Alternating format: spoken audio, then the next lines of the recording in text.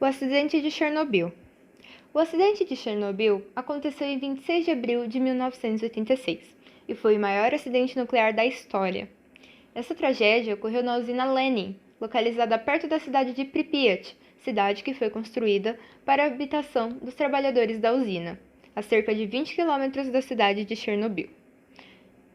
O acidente matou milhares de pessoas e contribuiu para apressar o fim da União Soviética. Mas o que de fato aconteceu em Chernobyl? O acidente de Chernobyl aconteceu às 1h23 do dia 26 de abril de 1986. Esse acidente aconteceu no reator 4 da usina e foi resultado de uma falha humana, uma vez que os operadores do reator descumpriram diversos itens dos protocolos de segurança. Além disso, foi apontado posteriormente que os reatores RBMK tinham um grave erro no seu projeto, o qual permitiu que isso acontecesse.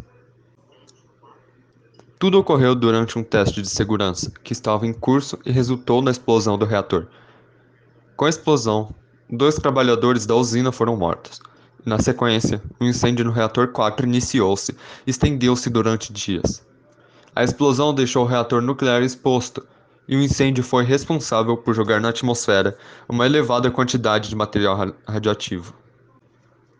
O vento levou o material radioativo lançado na atmosfera principalmente para o oeste e norte de Pripyat, e a radiação espalhou-se pelo mundo. Rapidamente foram identificados altos níveis de radiação em locais como Polônia, Áustria, Suécia, Bielorrússia e até locais muito distantes, como Reino Unido, Estados Unidos e Canadá.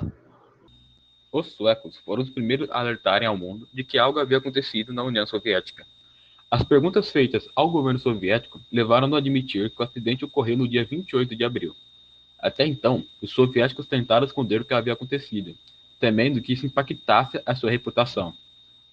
A usina de Chernobyl era equipada com 4 reatores nucleares RBMK-1000, capazes de gerar cerca de 1.000 megawatts de energia elétrica cada. Na época do desastre, a usina produzia aproximadamente 10% de toda a energia elétrica consumida pela Ucrânia.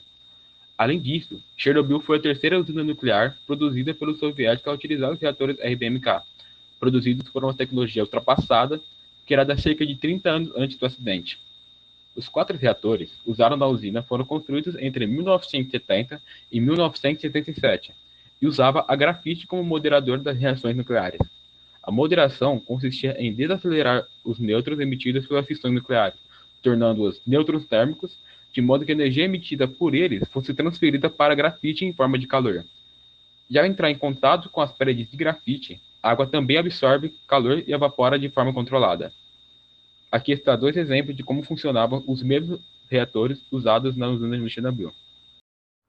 Hoje, entretanto, conhecemos um grave problema relacionado a esse tipo de reator. Eles não são muito seguros quando operam em baixas potências. Em regimes de baixas potências, a grafite acaba moderando uma quantidade excessiva de nêutrons, liberando muito calor. Com isso, a fração de vapor de água no interior do reator aumenta muito, bem como sua pressão interna. Como o vapor de água não é tão eficiente quanto a água em estado líquido para refrigerar as células de combustível, a reação em cadeia é acelerada até que não seja possível moderá-la. Além das peculiaridades dos reatores que utilizam a grafite como moderador, os reatores de Chernobyl acresciam um dispositivo de segurança crucial para evitar o vazamento de material nuclear, uma cúpula de contenção de aço e concreto. As causas do acidente. O desastre de Chernobyl foi ocasionado por uma sucessão de erros humanos e violações de procedimentos de segurança. No dia 25 de abril de 1988, durante o desligamento de rotina, os técnicos da usina realizaram um teste no reator Chernobyl 4. O teste consistia em determinar quanto tempo as turbinas eram capazes de girar após uma queda abrupta de energia. O teste em questão já havia sido executado no ano anterior, quando se percebeu que as turbinas haviam parado muito rapidamente. Para resolver isso, novos dispositivos foram instalados ao longo do ano e precisavam de testes. O operador da usina cometeu alguns erros cruciais durante o experimento, como a desativação do mecanismo de desligamento automático do reator e o desligamento de 4 das 8 bombas de água que o refrigeravam. Quando o operador percebeu o estado em que o reator se encontrava, já era muito tarde. A reação nuclear já estava extremamente instável e a quantidade de energia que ele produzia já ultrapassava 100 vezes a sua potência usual. A pressão produzida pela água foi suficientemente grande para soltar a placa de cobertura do reator, que pesava nada menos que 1.000 toneladas. Nesse momento, uma grande quantidade de vapor foi responsável por liberar os produtos da fissão nuclear, como iodo 181, césio 137 e estrôncio 90, para a atmosfera, materiais que são altamente radioativos. Após a ocorrência da segunda explosão, a metade do reator quase estava comprometida. Cerca de 300 toneladas de água foram usadas por hora para baixar a temperatura do reator. Entre o segundo e o 10º dia, com a ajuda de helicópteros, foram despejadas cerca de 5.000 toneladas de boro, dolomita, areia, argila e chumbo sobre o reator incandescente, como uma tentativa de cessar a emissão de partículas radioativas. O que foi feito para conter o acidente? Apesar da gravidade do acidente, a população de Pripyat só começou a ser evacuada 36 horas depois da explosão. A cidade contava, na época, com cerca de 50.000 habitantes, que foram evacuados em 1.200 ônibus enviados pelo governo soviético. A população da cidade foi orientada a não levar seus pertences e foi informada de que se tratava de uma evacuação temporária. Os habitantes de Pripyat foram obrigados a abandonar alimentos e animais domésticos. No total, foram 200.000 pessoas deslocadas de suas casas, sendo que mais de 3.600 delas morreram entre 2008 e 2012, após uma curva ascendente de número de óbitos no passar dos anos. Além da realização da evacuação dos habitantes da região, o governo soviético criou uma zona de exclusão, a qual incluía locais que apresentavam alto risco para a presença humana. Com isso, tudo em um raio de 30 km de distância da usina de Chernobyl foi evacuado. Os chamados liquidantes realizaram diferentes tipos de trabalhos na região de Chernobyl. Alguns trabalhavam acompanhando o nível de radiação, mas existiam também aqueles responsáveis por conter a emissão de mais radioatividade. Fazer a limpeza da cidade, enterrar objetos contaminados, matar animais, realizar a evacuação da população, quebrar o solo e etc. Um dos trabalhos mais perigosos era de realizar a limpeza do teto da usina, represa de materiais radioativos que faziam parte do interior do reator 4. Os que trabalharam na limpeza do teto da usina ficaram conhecidos como biorobôs. Entre os 600.000 dos registros oficiais e os 870.000, dados divulgados pela Academia Russa de Ciências, que participaram dessas equipes, estima-se que 15% morreram antes de 2005. Por fim, o trabalho de contenção contou com a construção de uma estrutura que faria a contenção do material radioativo. Essa estrutura ficou conhecida como sarcófago de Chernobyl e foi construída entre junho e novembro de 1986. Em novembro de 2016, uma nova estrutura metálica de confinamento do reator 4 foi construída pelo governo ucraniano.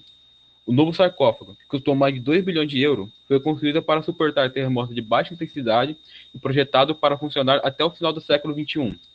Ele possui cerca de 7.300 toneladas de metal e 1.000 metros cúbicos de cimento. E hoje em dia? Atualmente, a cidade é inabitável. Cientistas e pesquisadores estimam que será possível retomar a habitação do local em aproximadamente 20.000 anos. Pesquisas ainda estão sendo feitas na cidade, e recentemente foi descoberto um fungo que se alimenta da radiação em Chernobyl. O fungo foi encontrado no interior de um dos reatores da cidade, descobertos por um grupo de cientistas da Universidade de Stanford, na Carolina do Norte, e Charlotte, nos Estados Unidos. O fungo se chama Cladosporium sphaerospermum e usa pigmentos de melanina para transformar radiação gama em energia química. O processo é conhecido como radiossíntese. A NASA fechou uma parceria para utilizar o fungo nos trajes dos astronautas, os protegendo da radiação do espaço.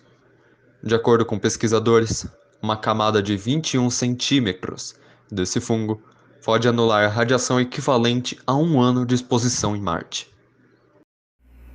Mesmo depois da tragédia e da área ter sido isolada, agora o turismo é seguro e vigiado, e passar um dia em Chernobyl não é mais fatal. Atualmente, pode-se ficar um bom tempo exposto no local, sem correr qualquer tipo de risco, óbvio que com as medidas de segurança sendo seguidas corretamente. A vida animal na cidade, por outro lado, prosperou mesmo exposto à radiação. Grupos de cientistas descobriram que haviam lobos habitando a zona de exclusão, vivendo normalmente pelo local. Alguns anos depois, Outros animais também foram avistados. Aparentemente, haviam se adaptado à radiação do local.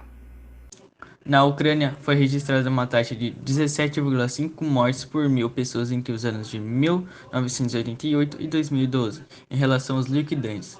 Em 1988, 68% eram aptos ao trabalho. Já em 2014, apenas 5,5% podiam ser considerados saudáveis. Enquanto isso, 63% sofriam com doenças no coração e no sangue. Em 2015, havia 318.988 trabalhadores de limpeza ucranianos no banco de dados. Embora, de acordo com um relatório recente do Centro Nacional de Pesquisa Médica da Radiação na Ucrânia, 651.453 trabalhadores de limpeza foram examinados em razão da exposição à radiação entre 2003 e 2007. Um registro semelhante na Bielorrússia registrou 99.693 trabalhadores de limpeza, enquanto outro registro incluiu 157.086 liquidantes russos. Obrigada a todos que assistiram o nosso trabalho sobre Chernobyl.